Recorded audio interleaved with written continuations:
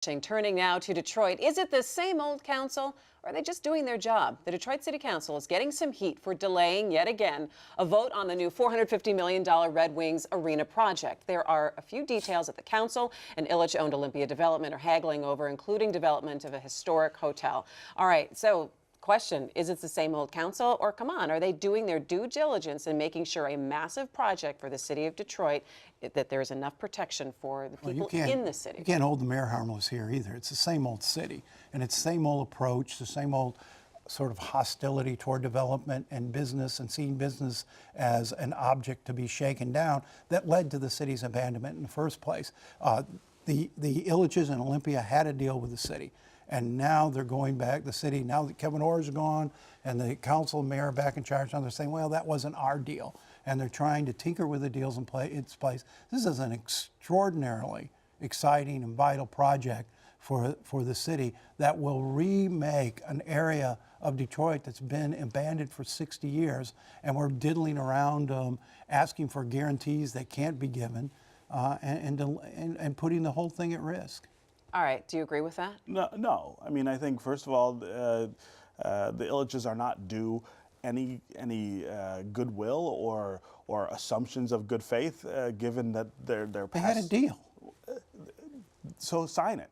So put it in writing. So say we will do this and put it in the contract. If I tell you I'm going to do something and ask you to trust me, what's your answer? So you're asking for guarantees of 51%. We're going to hire 51% Detroiters. Hard, flat, fast guarantee. We're going to use 30% of contractors. They say they want to do it anyway. They want to do it, but to hold them to a firm guarantee of that in a city with a workforce, of the condition that Detroit's workforce is in. 12% of the people have college degrees.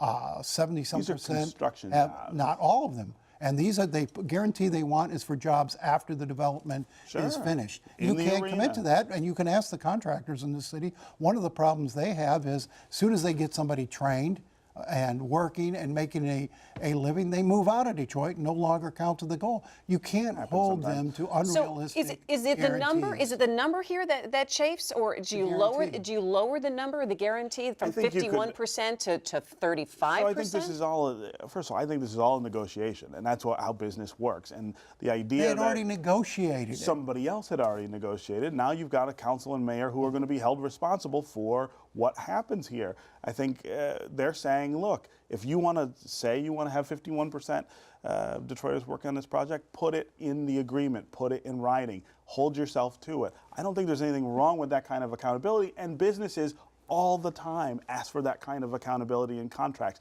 There's nothing wrong when they do it to government or to someone else, but somehow all of a sudden when the people want a guarantee, it's anti-business. Guarantees have to be realistic, and in this marketplace, in this workforce marketplace, you can't make those kind of guarantees. Then why are they saying they want to do it? They say they're going to strive to do it, but they don't want to be held to a guarantee that they may not be able to keep. Well, exactly, and it's probably better if they say, hey, we're going to try to hire as many Detroiters as we can. And that's a wonderful. But we're not stick to a number because that's it's a impossible. That's a wonderful point, because that's exactly what they said when they laid out this unbelievable vision for Foxtown 20 years ago and got a lot of public money to build it, and said essentially we're going to create Wrigleyville in the middle of Detroit from Chicago. Now you look around Comerica Park, it's a lot better area than it was, but they didn't do 50 to 60% of the things that they said they were going to do behind that project. The reason to ask for a guarantee now is because their track record